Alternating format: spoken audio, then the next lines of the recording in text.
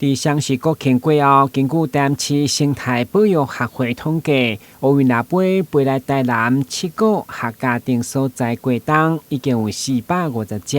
嘛成为乌云腊杯伫台湾上大天困食米的所在。而这10年来，台南为了守护这群世界级的珍贵鸟客，做了真大努力。所以今年为了展示守护乌云腊杯快乐家园10冬有成。协会特别推出纪念邮票，毛济艺术家推出创作相当的古锥，加上信义、破坏甲在港3件角色，嘛推出保育绘本，要互保育观念向下扎根。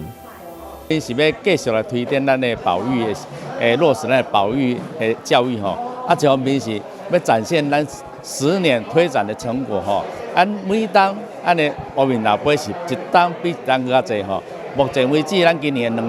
2279只，比去年来讲加400多只。这当再显示讲，咱落实咱的生态教育，安尼优质的环境，互咱乌云腊杯一当比一当更较济只来咱遮，介意这个所在吼。今年乌云腊杯保育季下个活动10月28日将伫7个正王府广场开幕，邀请民众到台南生态旅游，观赏乌云腊杯甲过冬的鸟类，做伙来落实保育行动。台南新闻管制采访报道。